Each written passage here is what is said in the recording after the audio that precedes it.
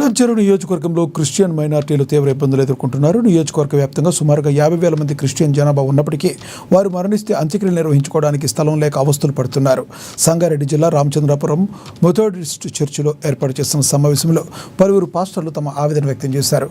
ప్రస్తుతం ఉన్న శ్మశాన వాటికలో ఒక మృతదేహాన్ని పూడ్చిన తర్వాత మళ్లీ అదే చోట మరొకరిని పూడ్చాల్సిన దుస్థితి నెలకొందని వారు వాపోయారు. విద్యా సంక్షేమ పథకాల్లో అండగా ఉంటున్న ప్రభుత్వం అంత్యక్రియల కోసం 10 ఎకరాల స్థలాన్ని కేటాయించి తమ సమస్యను శాశ్వతంగా పరిష్కరించాలని వారు విన్నవిస్తున్నారు.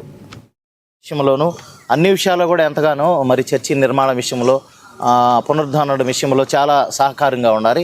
అందును బట్టి గవర్నమెంట్ వారికి ప్రత్యేక కృతజ్ఞతలు తెలియజేస్తున్నాం. అయితే ఈ సమయంలో మరి ప్రత్యేకంగా ఈ ప్రెస్ మీట్ మరి మేము ఇక్కడ కూడటానికి ప్రత్యేక కారణం ఏంటంటే మాకు శ్మశాన వాటికి అవసరమైంది. దాదాపు పటాన్చెరు నియోజకవర్గంలో 50,000 మంది వరకు క్రిస్టియన్స్ ఉన్నారు. మరి వారిని బొందలో ఎక్కడ పెట్టాలి ఏదనేది గ్రేవేడ్ సమస్య మాకుంది కాబట్టి ఆ గ్రేవేడ్ సమస్య ముందుకు తీసుకొస్తున్నాం. ఇప్పుడు కూడా మద్దతుగానే నిలుస్తూ వచ్చారు. సో కాంగ్రెస్ ప్రభుత్వం క్రైస్తవ సమాజం కోసం అనేక పథకాలు రేవంత్ రెడ్డి గారు వచ్చిన తర్వాత మాకు అనేక పథకాలు ప్రారంభించడం జరిగింది. మైనారిటీ రెసిడెన్షియల్ స్కూల్స్లో కాలేజెస్లో అడ్మిషన్స్ కానీ ప్రతి సంవత్సరం 100 మంది క్రైస్తవ విద్యార్థులకు 20 లక్షల ఓవర్సీస్ స్కాలర్షిప్ రిలీజ్ చేయడం జరుగుతుంది. చర్చిల నిర్మాణం కోసము రెనోవేషన్ కోసము నిధులు విడుదల చేయడం జరుగుతుంది. క్రైస్తవ మహిళలకు ఉచితంగా కొట్టు మిషన్లు, క్రిస్మస్ వేడుకలకు నిధుల కేటాయింపు, నైపుణ్య అభివృద్ధి కార్యక్రమాలు మన గవర్నమెంట్ చేస్తుంది, కాంగ్రెస్ గవర్నమెంట్.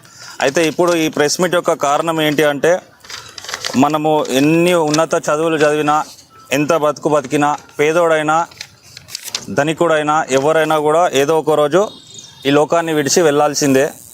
సో మనం అందుకనే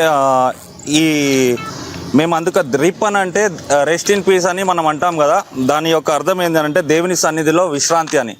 అంటే ఇంత బతికి ఒక మనిషి ఎంతో కష్టంతో ఈ లోకంలో జీవించిన మనిషి ఒక 6 అడుగుల జాగా కోసము చనిపోయినా కూడా ఇబ్బంది పడాల్సి వస్తుంది. ఈ లోకంలో ఇబ్బందులు పడుకుంటూ మళ్ళీ చనిపోయిన పటాన్చెరు నియోజకవర్గం క్రైస్తవ బృందానికి, పాస్టర్స్ ఫెలోషిప్ అధ్యక్షులకి, అదేవిధంగా పాస్టర్ ప్రెసిడెంట్ ప్రశాంత్ అన్న గారికి, అదేవిధంగా మీడియా మిత్రులందరికీ ప్రత్యేకమైన ధన్యవాదాలు తెలియజేస్తుంటున్నాను. ఈ అవకాశాన్ని మా క్రైస్తవ సహోదరులకు, మా క్రైస్తవ సమాజానికి ఇచ్చినందుకు.